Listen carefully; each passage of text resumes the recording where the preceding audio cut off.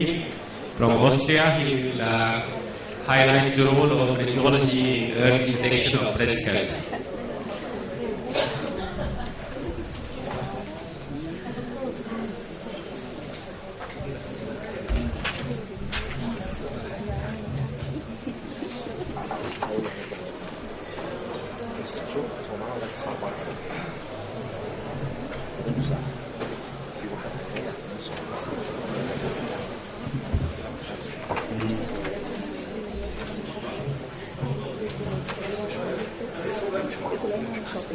Are there any questions to the previous talk? I have some papers. Okay. Maybe? No, I had to change one slide, therefore.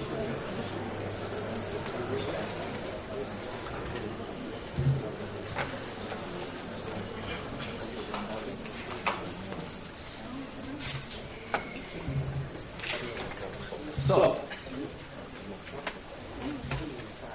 I hope you're getting not too tired, but maybe we should shake our arms and legs, move a little bit around to the head to get some fresh air and so on.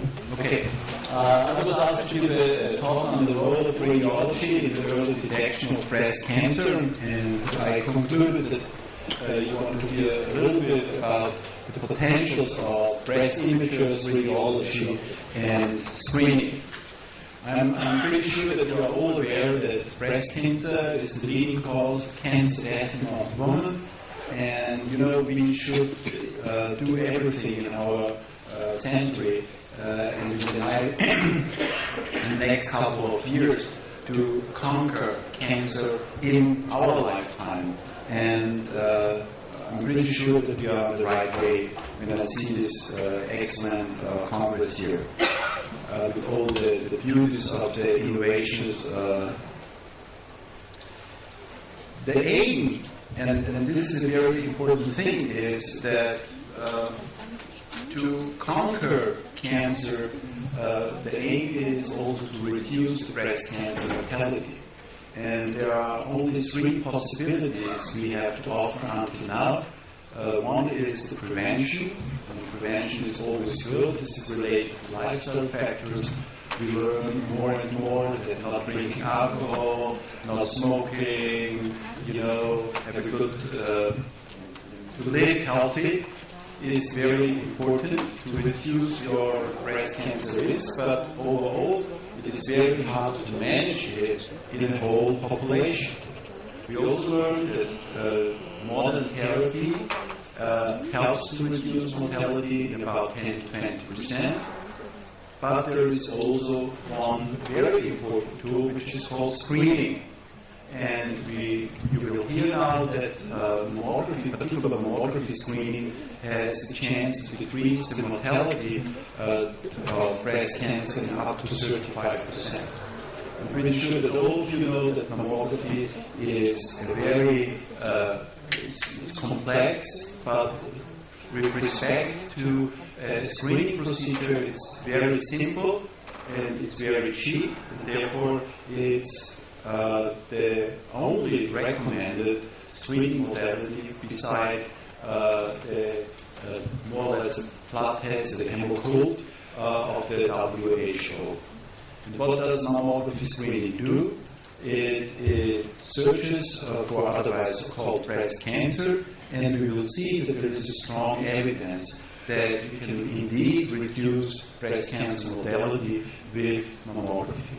Here is a nice mammography as we usually have it in a screening setting. You have only two views, and maybe not on the MLO view, but on the CC view we find, and we are happy to find this small cancer measuring about 9 millimeters in diameter. This is exactly what we are looking for, as we learned that it is very important to find tiny, small cancers as they can add to your overall survival. And it is of course clear that if you the big cancer in such a stage, 3 to 4 centimeters, your overall survival will increase significantly, even if we add modern therapy. And there is a nice study by Nick Perry putting together the most important screening studies all over the world, and at the end we learn that all of these screening studies can decrease your relative risk on dying on cancer about 30%. And this is also shown by a graph from the WHO. You see the age distribution, and you see two plots, the blue one and the big ones. The blue ones are those patients who will not have had screening, and the pink one who has screening. And you see exactly with the age of 55, there is a huge gap between these plots, indicating that indeed screening is a very important tool. However, we also have to understand, if we perform a screening, it has also something to do with the organization of the screening program. And I just learned yesterday that Egypt has already such a program, and you will learn that in Vienna we will start this year, or in Austria. But what we also learn from literature is, if you invite 100% of all your women between 50 and 70 years of age, you can only achieve mortality reduction of about 35%. If you lower this number to any reason 50%, then you will also decrease your mortality reduction to about 70%. Therefore, the EU recommends that at least 75% of your patient population has to show up and has to have mammography that you really more or less add to cancer survival. Very often, still here, every day, is it helpful to do self-examination? And therefore, I bring this very important study done in Singapore years ago, where they had two groups. They had one patient, or one woman group, not trained to self-examination, and another group trained for self-examination. And you see that both groups have identical same numbers on cancer detection, and you see that self-examination does not really add as a screening tool. If you think that in Asia, overall, the volume of the breast is much smaller in comparison to other countries, you can imagine how difficult it is to use self-examination as a screening tool for breast cancer detection. But the WHO also said that there is, of course, a huge effect on the organized screening. It's higher than on opportunistic trials, and again, no evidence that self-examination is helpful. And I want to go a little bit deeper in differentiation between an organized screening and an opportunistic screening. Because in a population-based organized screening, everything is organized. It starts already with the invitation. You know exactly which patient population will be invited, how many women will be invited.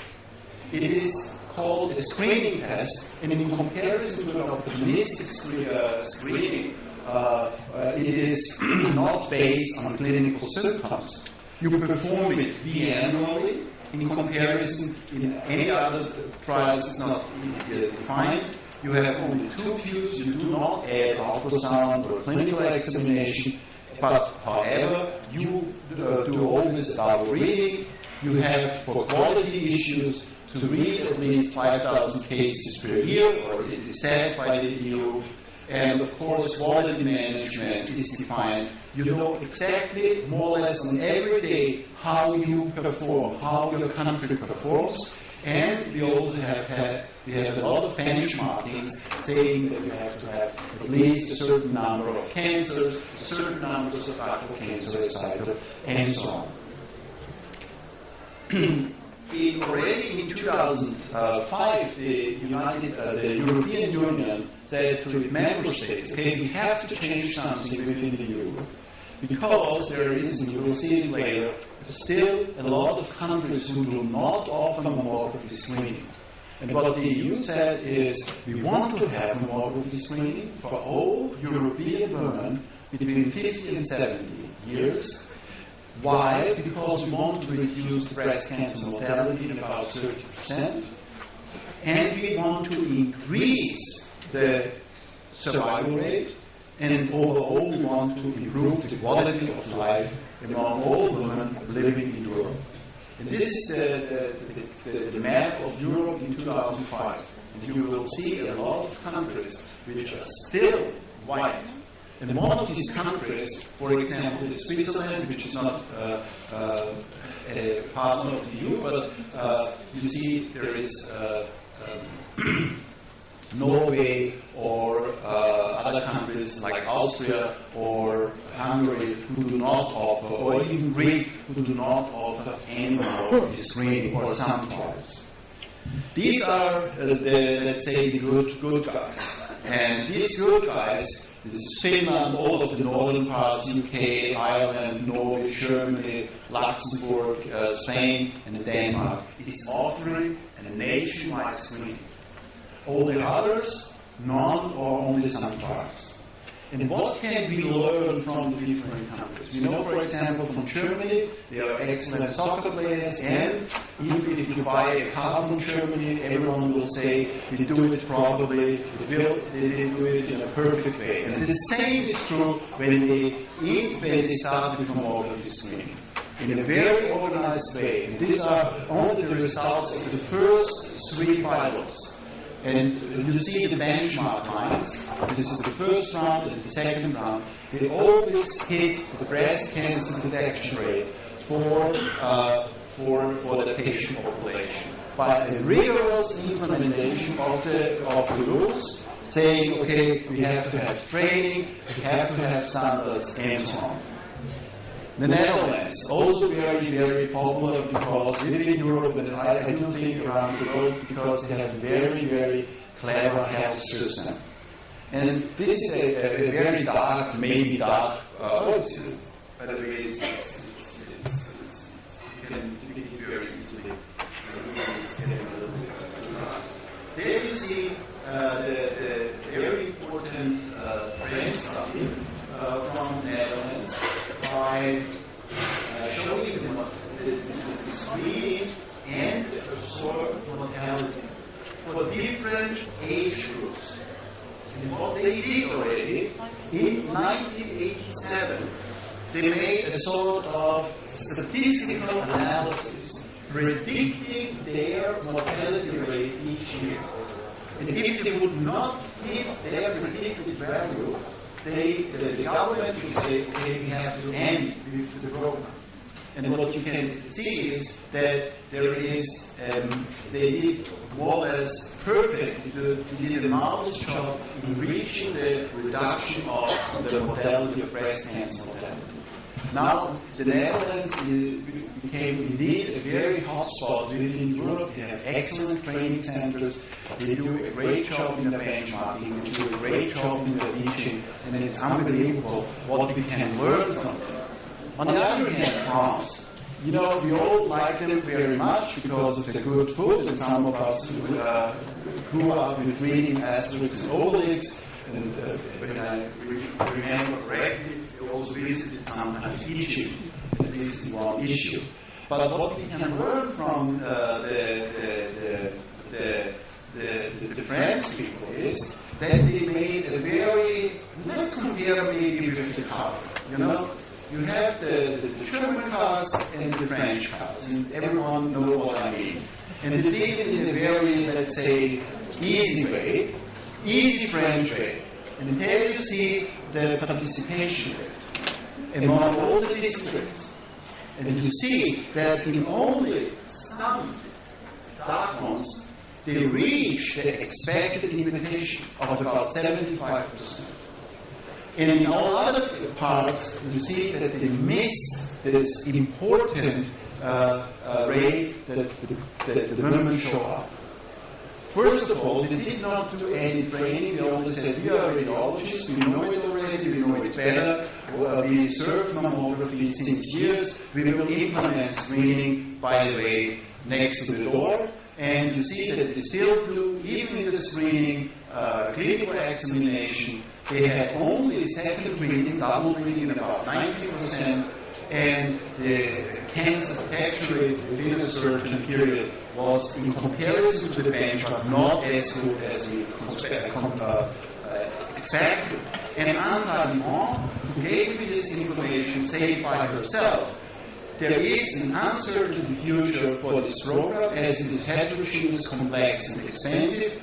And if we do not really increase the participation rate, then this more or less trial will be stopped.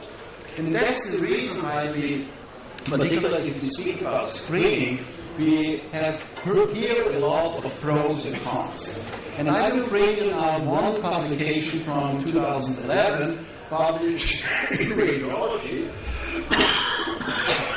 who says clearly mammography screening is not helpful because screening has a minor effect in the detection, in the reduction of mortality. Mortality reduction is mainly explained due to treatment. We face the problem of overdiagnosis, meaning maybe we see a ductal cancer residual, we perform surgery, but we do not know how this ductal cancer would behave in the future. And maybe this patient would never ever die on ductal cancer residual.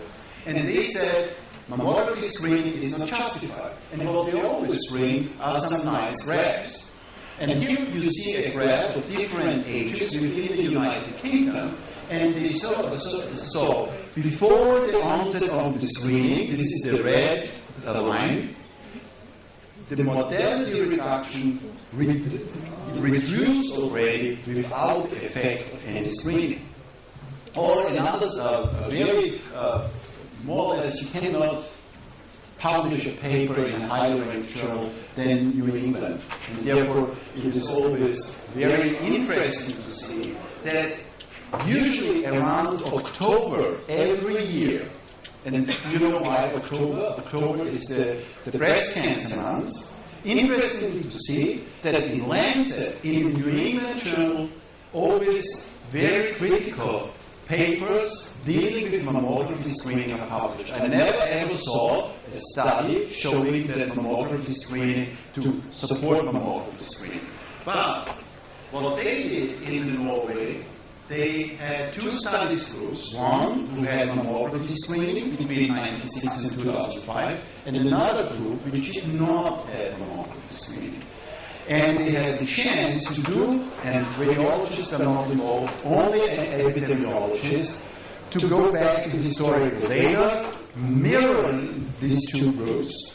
And what they saw is that in the non-screening group, there was a reduction of breast cancer mortality in about 80%, whereas in the screening population, there was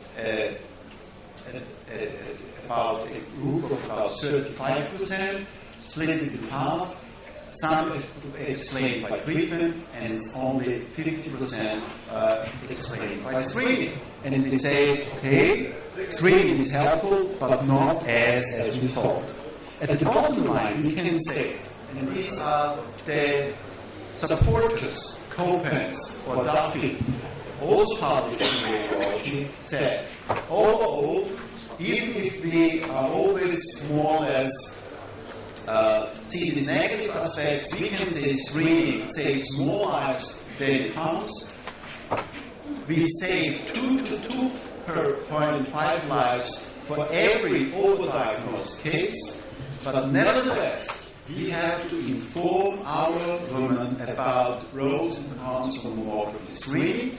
At the end, the woman has to decide if she wants to go the way with the screening protocol or not, overall, but this is at the end, at the bottom line, we can say mammography screening leads to mortality reduction as shown in this graph from WHO. What we also have to discuss is if the time point of mammography screening is accurate, and is it indeed okay that we start with 50? Should we not start earlier?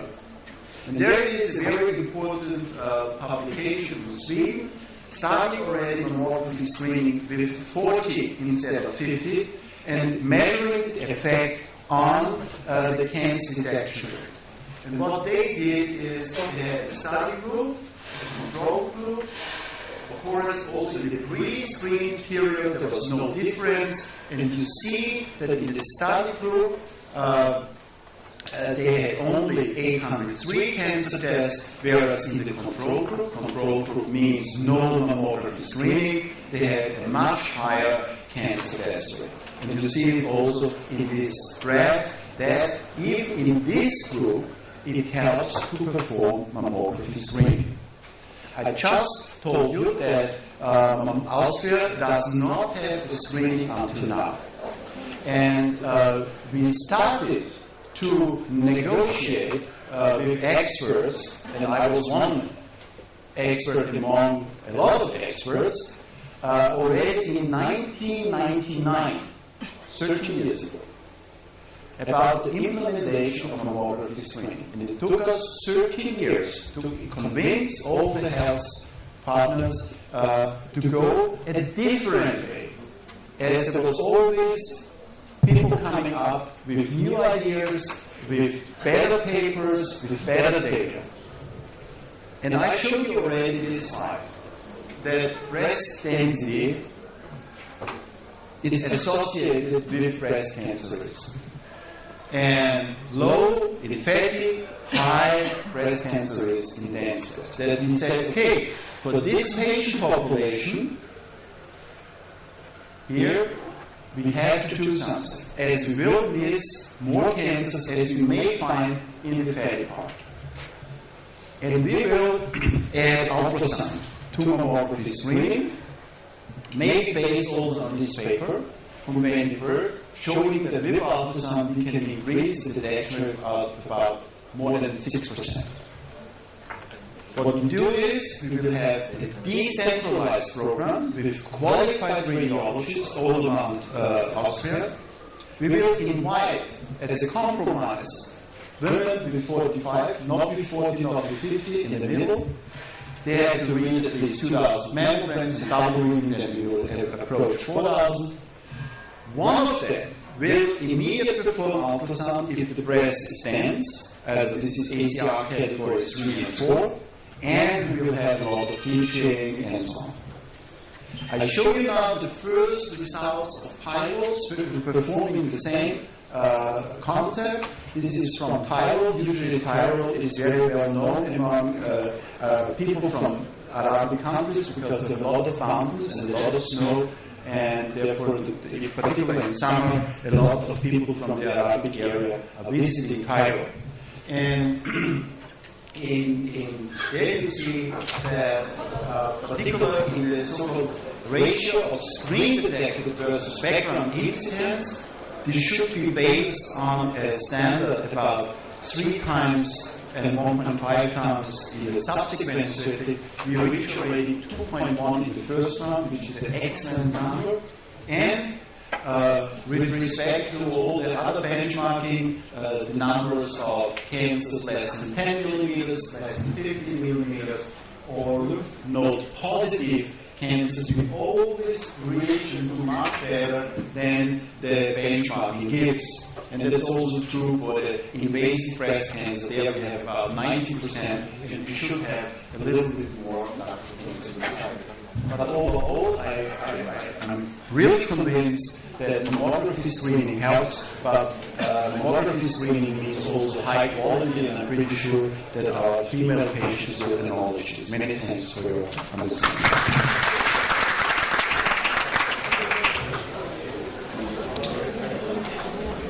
Thank you very much, Dr. Helby, for your excellent presentation. And I apologize for not accepting questions now. We postponed this to the end of the session. And after Dr. Helby talked about the role of radiology, early detection, now we'll call on Dr. Magda Raze to present us the role of radiologists in the advanced breast cancer management.